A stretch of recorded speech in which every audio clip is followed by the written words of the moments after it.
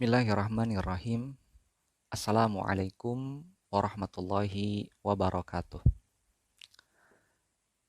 Alhamdulillahilladzi ja'ala Ramadan sayyidash syuhur wa anzala fihil Qur'an hudalil muttaqin.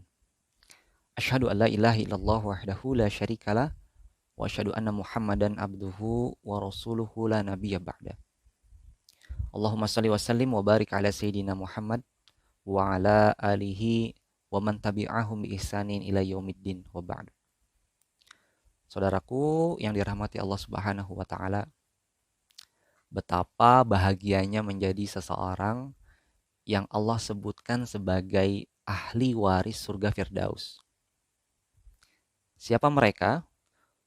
Walladzina hum li amanatihim wa ahdihim raun. Salah satu orang yang disebutkan sebagai ahli Firdaus atau orang-orang yang nantinya akan menempati sebuah tempat bernama surga Firdaus adalah mereka orang-orang yang senantiasa menjaga amanah demi amanah yang Allah berikan kepadanya.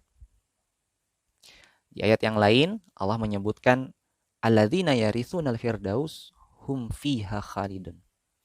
Mereka orang-orang yang amanah ini akan menempati surga Firdaus dalam keadaan kekal, artinya abadi selama-lamanya. Saudaraku yang dirahmati Allah Subhanahu wa taala, setiap kita setiap manusia pasti sama-sama mendapatkan amanah dari Allah Subhanahu wa taala. Bisa jadi yang menjadi pembeda barangkali adalah seputar jenis ataupun tentu sikap kita dalam menghadapi amanah demi amanah yang Allah berikan. Orang-orang yang beriman, mereka akan sangat menjaga amanah demi amanah yang Allah berikan. Mereka merasa bahwa amanah adalah sesuatu yang Allah titipkan kepada diri mereka untuk mereka lakukan dengan optimal dan sebaik-baiknya. Sementara orang-orang yang tidak beriman, mereka akan mudah sekali melalaikan amanah dan berkhianat. Ada satu kisah menarik di zaman Khalifah Umar bin Khattab, Amirul Mukminin pada saat itu. Beliau adalah satu khalifah yang dikenal sering melakukan sebuah perjalanan untuk mengecek, melihat kondisi umat Islam yang beliau pimpin pada saat itu. Dalam sebuah perjalanan, ketika beliau sedang beristirahat, fokus beliau tertuju pada seorang anak yang sedang menuruni salah satu gurun.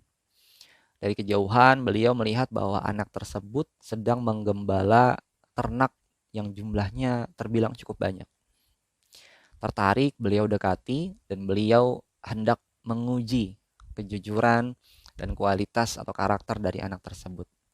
Amirul Mukminin mendekati anak tersebut, kemudian bertanya pada sang anak, "Nak, bolehkah sudikah kiranya engkau menjual satu saja hewan ternak tersebut kepadaku?" Tanya Khalifah Umar bin Khattab pada saat itu.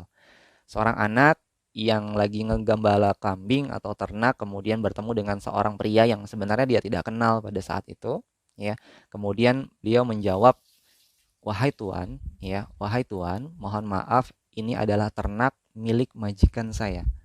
Saya hanyalah seorang hamba sahaya yang diminta oleh majikan saya untuk menggembala ternak-ternak tersebut." Mendengar jawaban tersebut, Amirul Mukminin semakin penasaran kepada anak tersebut. Beliau kembali menguji dengan pertanyaan selanjutnya.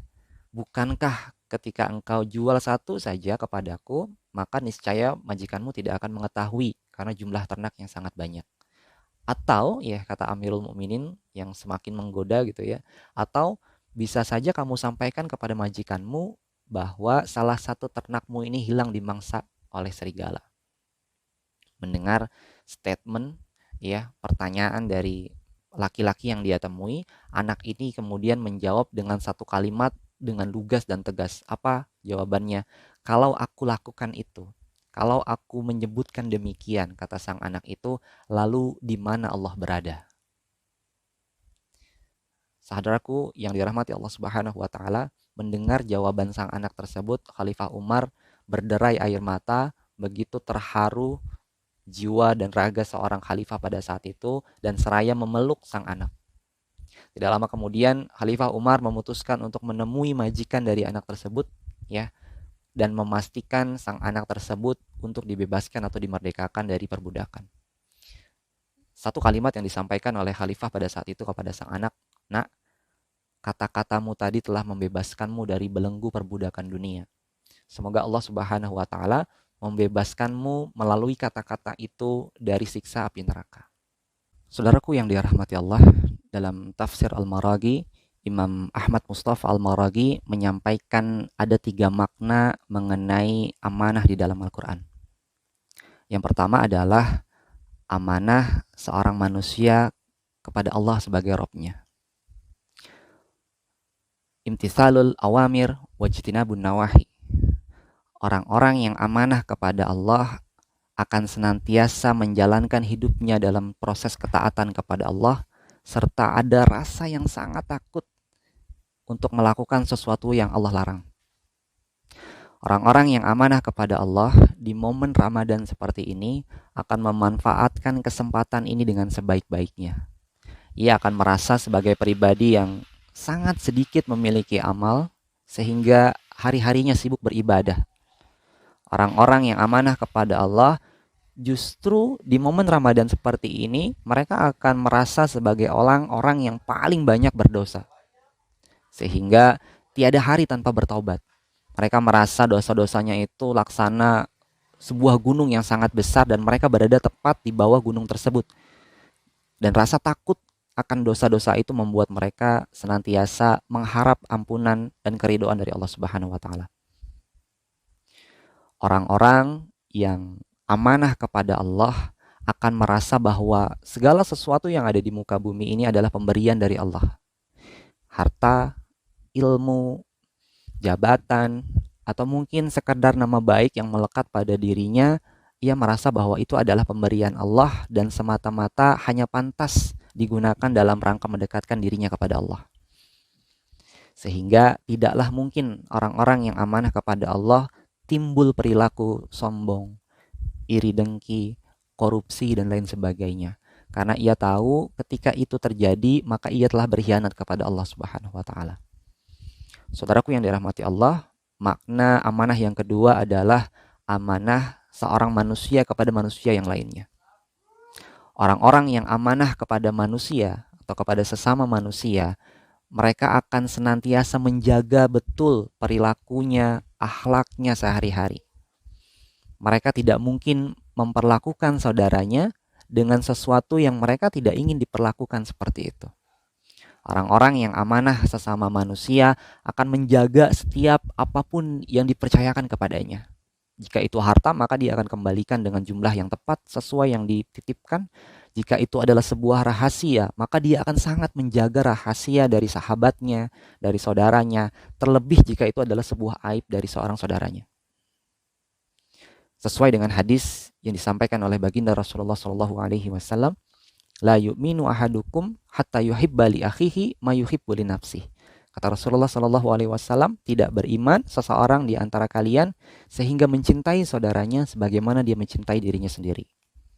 Saudaraku yang dirahmati Allah, makna amanah yang ketiga adalah orang-orang yang amanah terhadap dirinya sendiri. Orang-orang yang amanah terhadap dirinya sendiri akan sibuk dalam sebuah proses bernama hijrah. Mereka akan senantiasa melakukan aktivitas demi aktivitas yang membuat mereka menjadi pribadi yang jauh lebih baik. Orang-orang yang amanah terhadap dirinya sendiri tidak mungkin melakukan sesuatu atau bahkan sekedar mengkonsumsi sesuatu yang dia tahu itu bisa membahayakan, merugikan atau merusak tubuh mereka sendiri. Orang-orang yang amanah terhadap dirinya sendiri, mereka akan senantiasa menjaga perilakunya dalam aktivitas ketaatan dan dia mengerti apa yang dibutuhkan dalam hidupnya untuk kemudian nanti dikalkulasi menjadi sebuah hasil di akhir kelak. Saudaraku yang dirahmati Allah Subhanahu wa taala, amanah akan berbanding lurus dengan pertanggungjawaban nanti di hari akhir. Semakin besar amanah seseorang, semakin besar pertanggungjawabannya. Semakin baik kita melaksanakan dan menjaga sebuah amanah, maka tentu semakin indah masa depan kita nanti di surga. Dan sebaliknya, semakin buruk, semakin tidak siap dan tidak cakap kita dalam mengelola amanah, maka nauzubillah min zalik akan semakin suram masa depan kita nanti di neraka. Semoga Allah Subhanahu wa taala memberikan kemudahan dan keberkahan dalam hidup kita sehingga seluruh amanah yang Allah berikan pada kita dapat tertunaikan dengan baik. Wallahul muwafiq ila aqwamit thoriq. Wassalamualaikum warahmatullahi wabarakatuh.